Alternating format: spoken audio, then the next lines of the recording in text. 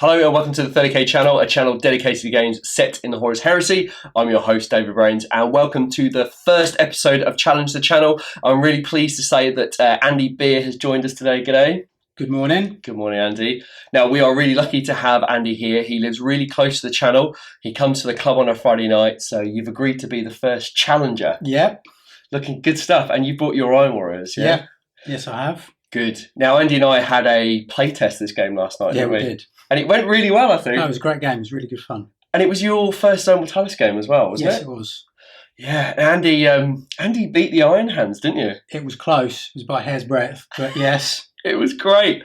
I think Andy was really surprised about the gauntlet between, there's like a 24-inch no man's land between the two armies, and you just had to first couple of turns, you stood around shooting, and I was like, I need to get into the deployment zone. Yeah, it was that realisation that if I don't move and quickly, I'm not going to get anywhere near the objective point. Yeah. So I had to accelerate a little bit. Yeah. And a couple of people I've shown this list to, they've gone like, no way. But Andy did it. He did it really well. So it was a great effort. So we're hoping to give you a really great game today. This project has been planning for about 6 to 8 months. I thought of it last year. I got Ben Pointer from BP Miniature Painting to paint the Iron Hands for me, and I cannot tell you how happy I am with that. They look absolutely spectacular. So Ben, thank you so much for doing that. I've worked with a couple of guys from the club to develop the mission and the board, so hopefully it'll go well for you. And as we said, Andy's our first challenger, so really excited for that. Andy, tell us a little bit about your list, what you got, just roughly. So I'm just running standard force organisation, no right of war. Yep. I've got a Praetor, Chaplain, Siege Breaker, 2 tactical squads, Iron Havocs with las cannons, Siege Tyrants, Contemptor Cortis with a couple of close combat weapons, Mortis with the assault cannons, and a Volkite Caliber support squad. Yeah, so you've got a load of firepower, haven't you? Well, it's Iron Warriors. I have to go shooty. Absolutely. And the great thing about the challenge of the channel is I wanted to design a list that probably no one's really designed before. So, we've got Autek Mor, and he's leading 3 squads of 15 Iron Hands Immortals, all with Volkites. And then you've got the 2 Contemptors at the back supporting the heavy support. It's quite a tough list, it's that any shooting coming in is -1 strength, so it's, it technically makes us toughness 5. We've got lots of invuln saves, we've got feel no pain, so it's quite a tough list to shift. Yes.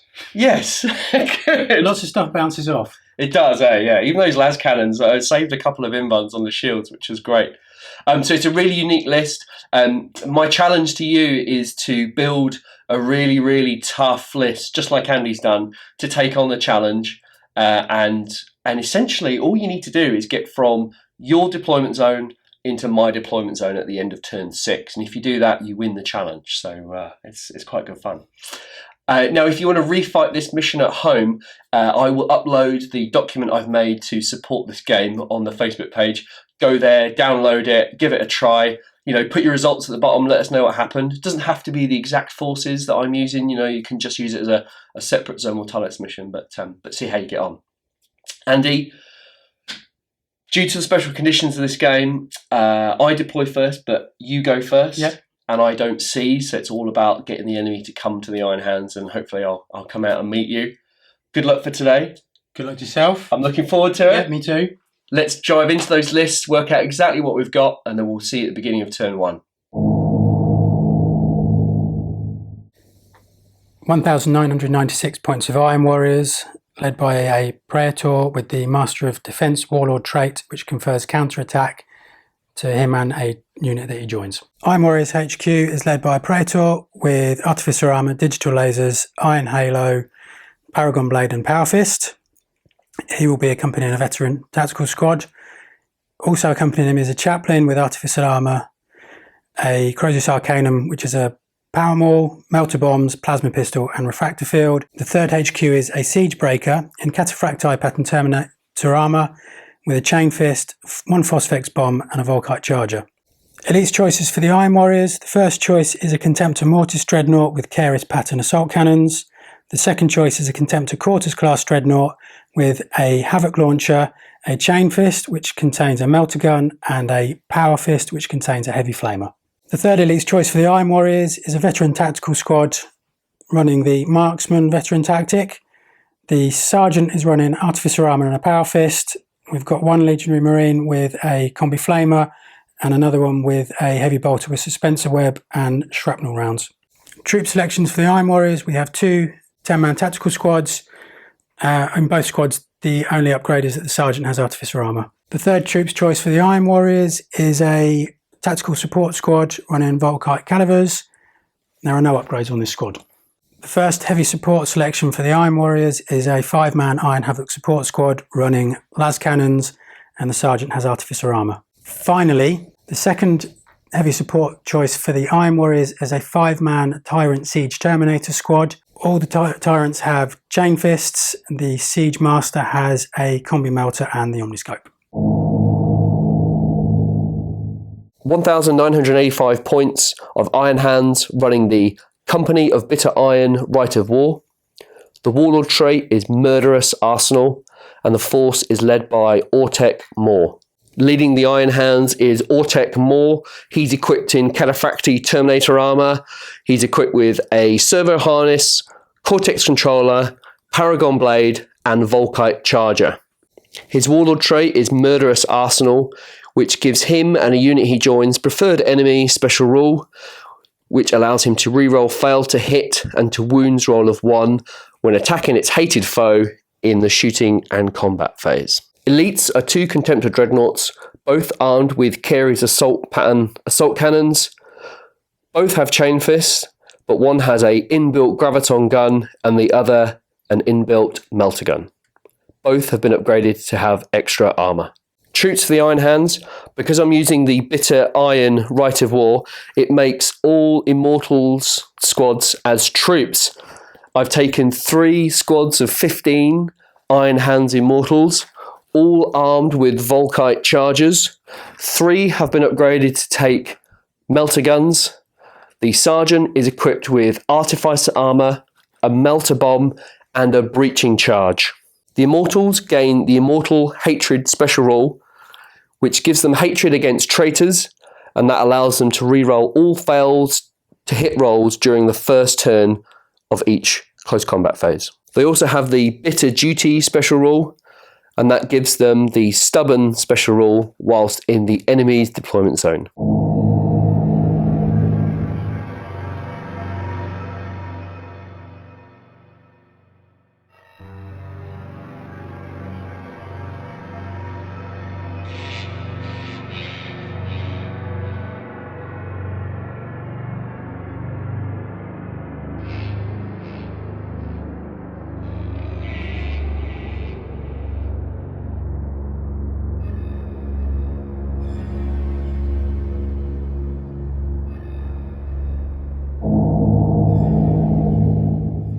Iron Warriors turn 1. Initially, the Iron Warriors use the consoles to open the 2 doors just outside their deployment zone. And then in the movement phase, the 2 Contemptor Dreadnoughts move through the door, followed by the Volkite Caliver squad. On the other flank, the Siege Tyrants and the Iron Havocs moved through the door that was opened. And then in the shooting phase, the Contemptor Quartus and the Volkite Caliver squad tried to take out the door at the end of the corridor, but all shooting attempts were unsuccessful. And on the other side, the Iron Havocs unsuccessfully tried to shoot out the door, but then the Siege Tyrant Terminators did take out the doorway. So not a huge amount from the Iron Warriors this turn. We've managed to open a couple of doors and advance down the corridors. And let's see what the Iron Hands have to come back at us with next turn. Turn 1 for the Iron Hands. I was a bit unlucky there for the Iron Warriors to take out the door that the Breachers and the Contemptor are hiding behind, but it has exposed me, so I've decided to sally forth from my deployment zone. The Contemptor took 6 shots down at the Terminators, the Siege Tyrants, killing 1, which was great, reducing their firepower in subsequent turns. The Iron Hands Immortal squad here were exposed from the door being destroyed, so they've just decided to advance forward. Might as well take the fight to the Iron Warriors. And over in this deployment zone, all 3 units here have stood still, waiting for the Iron Warriors. Iron Warriors turn 2. At the outset of the phase, the Iron Warriors use the consoles to open the remaining door border in the Iron Hands deployment zone and one of the doors halfway down the corridor in the anticipation for the veteran squad arriving from reserve. The Contemptor Dreadnoughts carried on moving down the corridor. The tactical support squad adjusted their position a little bit to allow the tactical squad to start coming past them. And on the other flank, the Tyrant Siege Terminators and the Siege Breaker carried on moving towards the Iron Hands, and again the Iron Havocs adjusted position to allow the tactical squad on that side to come past. In the shooting phase, the Iron Warriors unleashed horrendous volleys of firepower from the Volkite Caliber Tactical Support Squad, the Contemptor Mortis and the Contemptor Cortus at the Medusan Immortals that had just been revealed by the open door. But due to the breach shields and the void hardened armour, the Iron Hands successfully soaked up all of the firepower. To complete the Iron Warrior shooting phase, the Iron Havocs fired their las cannons at the Contemptor Dreadnought at the end of the corridor. Unfortunately, no damage was sustained. The Tyrant Siege Master then fired his Cyclone Missile Launcher at the Medusan Immortals, and unfortunately again the combination of void hardened armour and breach of shields meant that no wounds were taken. The remaining Siege Tyrants fired their Cyclone Missile Launchers at the Contemptor Dreadnought. Unfortunately this time some damage was sustained by the Dreadnought, and the damage sustained was 2 hull points and a shaken and immobilised result on the damage chart. Iron Hands turn 2. Really unfortunate to have had the Contemptor Dreadnought immobilised, but at least he's got a fire of arc with his Carrier's Assault Cannon. Autek Mor left this squad at the back and joined the unit on the left-hand side. At the beginning of the phase, this unit opened, or rather closed, this door on the flank, so the Iron Warriors outflanking will have to have a door to contend with, so it might slow them down a little bit. The Iron Hands Immortals on the left flank have advanced forward to bring their Volkite chargers to bear on the Siege Tyrants. The Immortals on the right-hand side have also advanced forward, trying to get their melter guns into range to try and pull down those Contemptors that are coming really close to my lines. We'll see what we can do. In the shooting phase, combined firepower from the Immortals and the Contemptor shot into the Siege Tyrants. Now, we are playing Cold in the Void, but rending attacks are not affected by units in Artificer, Terminator armour or Void Hardened armour. But the Iron Warriors saved a horrendous amount of saves, and unfortunately, none of them were brought down. On the far side over the board here, again, combined firepower from the Immortals and the Contemptor shot at the Cortis. Scored loads of glancing and penetrating. I think there's about 5 glance and 1 pen. But unfortunately, Andy made some amazing saves, and we only managed to get rid of the missile launcher and cause a hull point. Bit of a disappointing round there from the Iron Hands, but inevitably we're going to get a charge next turn. We'll see what happens.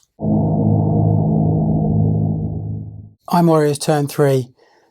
At the outset of the phase, the Veteran Tactical Squad with the Praetor and Chaplain came on the Iron Warriors' left flank. So the Iron Warriors used one of the consoles to open the door, so they'll be able to access the corridor.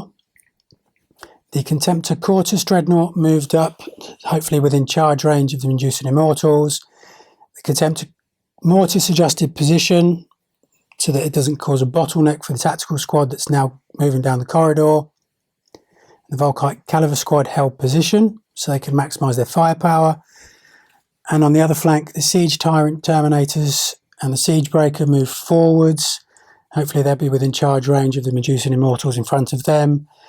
And again, the Iron Havocs stayed in place to ensure maximum firepower, and that remaining tactical squad on that flank also moved up.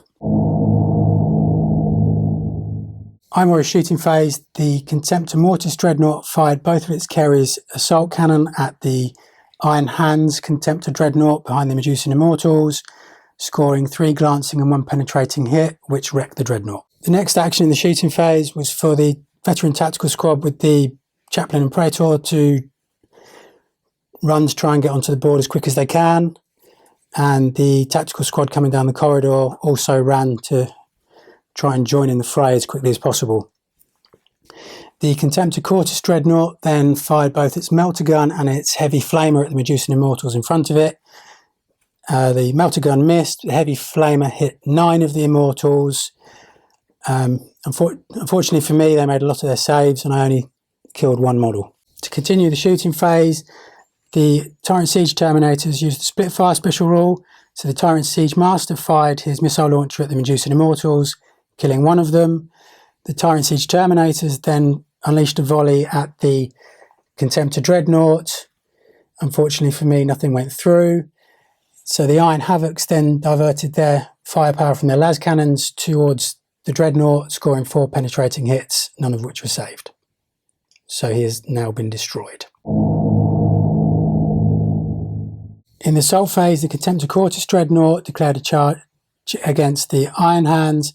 Unfortunately for the Iron Warriors, the Iron Hands passed their reactionary fire test and took the Contemptor Quartus down with 3 shots from melter guns. Moving on, the Tyrant Siege Terminators declared a charge against the Medusan Immortals on the other flank. Again, the Iron Hands passed their reactionary fire test, taking down 3 of the Siege Tyrant Terminators, and the Siege Breaker and the remaining Siege Tyrant fortunately made a 10-inch charge to get into combat, and there is now a challenge in place between Autek Mor and the Iron Warriors Siege Breaker. Unfortunately, in the challenge, the Paragon Blade from Autek Mor instantly killed the Siege Breaker and then spilled over to kill the remaining Tyrant Siege Terminator, and then the Iron Hands consolidated 5 inches, moving them even closer towards the Iron Warriors.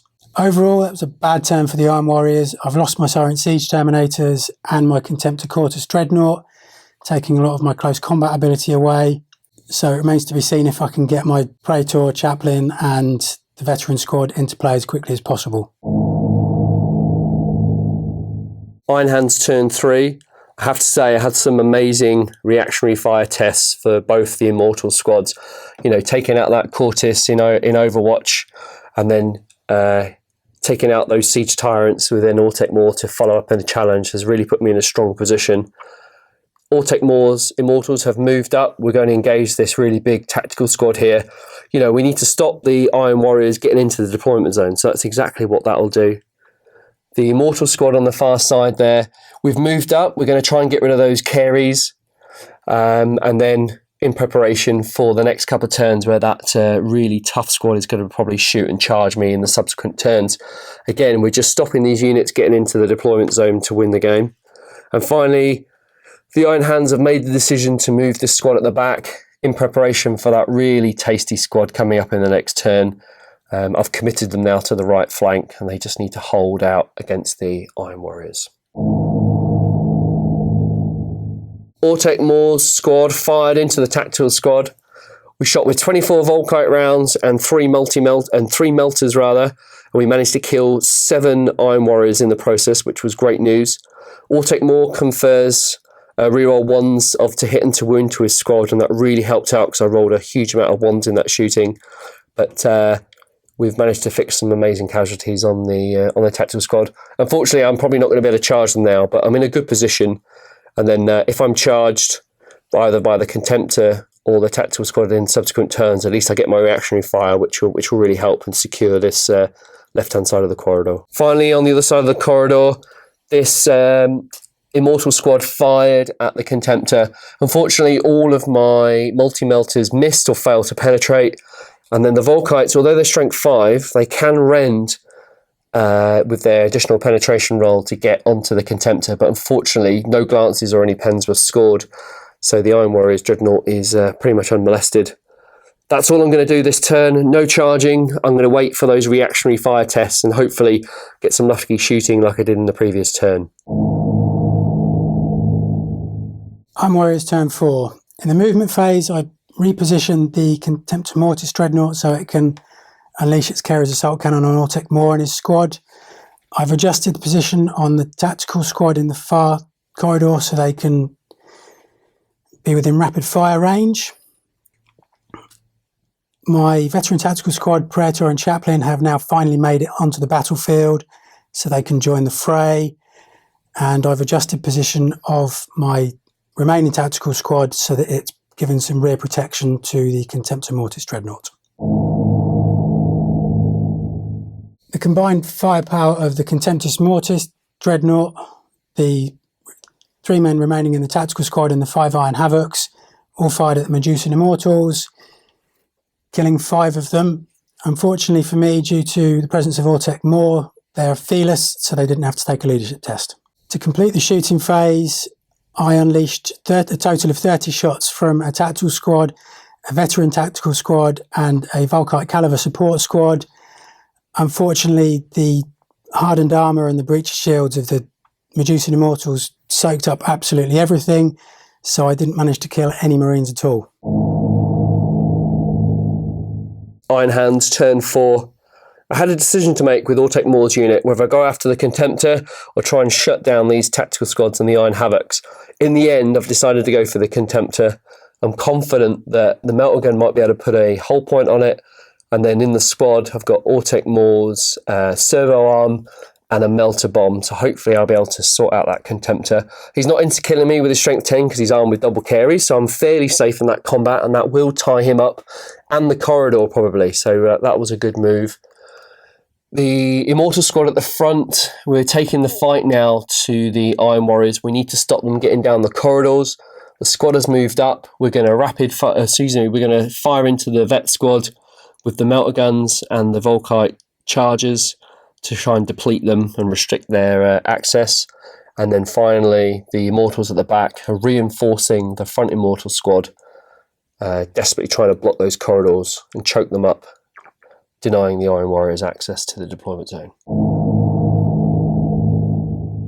In the shooting phase, the Melter Gun from Autek Mor's squad hit and penetrated the Contemptor Dreadnought, but Andy rolled his invulnerable save rather expertly. The Volkites then shot into the Contemptor, but unfortunately no glancing or penetrating hits were caused. On the far side, the Immortal squad fired into the veteran tactical squad and accompanying characters and managed to kill 5 Marines and take 1 wound on the chaplain, which was great news. And then the Immortal squad at the back shot through the Immortals at the front and unfortunately didn't kill any of the squad. The only thing left to do now is the charge from Autek Mor into the double carries Contemptor. Correction, the chaplain didn't lose a wound to shooting, but he looked out, sir, and it managed to kill another Marine. Assault phase between Autek Mor and his squad and the Iron Warriors Contemptor. Neither side managed to score any wounds or any glances, unfortunately. Andy doing an amazing 6-up invulnerable save against the Melter Bomb, which hit and penetrated. The combat will continue. Iron Warriors turn 5. To start the movement phase, I have advanced the Iron Havoc squad and the remaining tactical Marines in the tactical squad as far down the corridor as I can to try and get as close as possible to the Iron Hands deployment zone. On the far corridor, I have moved the veteran tactical squad and the Praetorian Chaplain as close to the Iron Hands Immortals as possible, and have also moved up the tactical squad so that they are also within charge range. In the shooting phase, the Iron Havoc squad and the tactical squad ran as far as they could down the corridor to try and get ever closer to the Iron Hands deployment zone. On the near corridor, again, volleys of fire from the Volkite Caliber squad, tactical squad and the veteran squad had no effect at all on the Iron Hands Immortals. In the combat phase, the combat between the Contemptor Mortis Dreadnought and Autek Mor and his squad fell slightly in favour of the Iron Warriors. The Contemptor Mortis sustained no damage, and he managed to kill 1 of the Iron Hands Immortals. The combat on the close corridor, unfortunately for the Iron Warriors, the tactical squad managed to fail their charge, rolling a double 1. This did allow the Chaplain, Praetor and the veteran tactical Marines to make the charge, get into combat. In this combat, the Iron Warriors lost 1 legionary and the Iron Hands lost 3. Unfortunately for the Iron Warriors, the Iron Hands passed their leadership test, so we're still locked in combat for the next turn. Iron Hands turn 5, and what a really interesting turn that was. The combat between Autek Mor and the Contemptor still rages on. I did manage to glance it with the melter bomb, so that was great news, but just didn't explode it, unfortunately.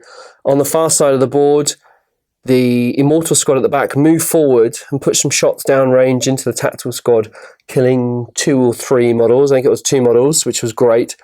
But unfortunately, the Immortals that were in contact with the Praetor in his unit, we got a couple of wounds on the unit, but Andy made all of his saves. And then the Praetor, the Chaplain, and the Vet Sergeant with the Power Fist managed to smash the Immortal squad off the board and have consolidated 5 inches towards the Iron Hands deployment zone. Now, the Iron Hands are in a fortuitous position in the fact that they've got all of those models between the line in the deployment zone. So it's going to be really interesting to see if Andy can break through that squad and then get through into the deployment zone in his last turn. So everything is all to play for. It's very exciting.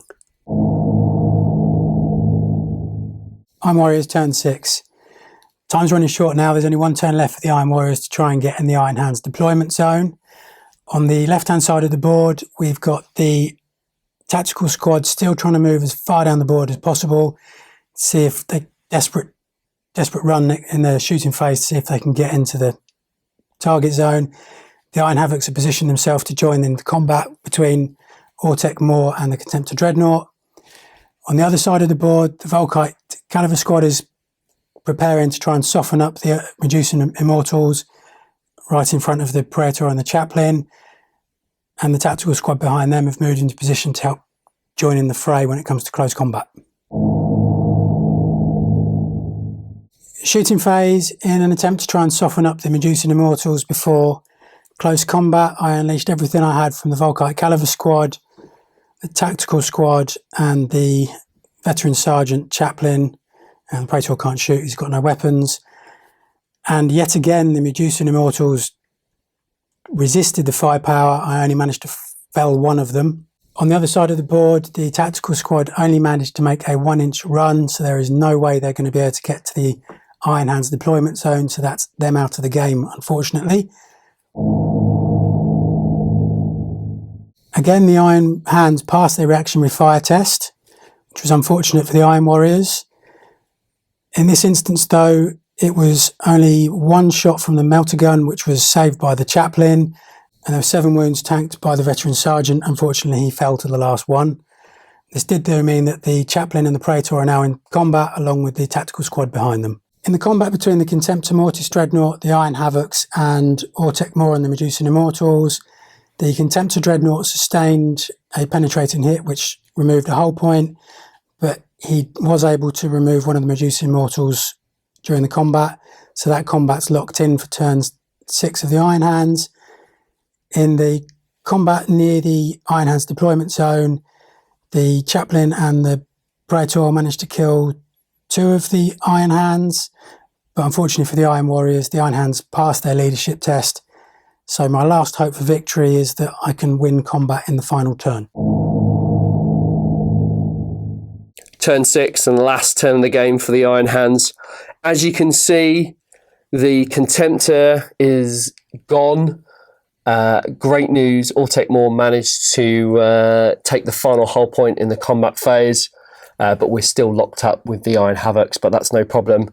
But over here you can see the Tactical squad and the Praetor and Chaplain have rinsed the Immortal squad.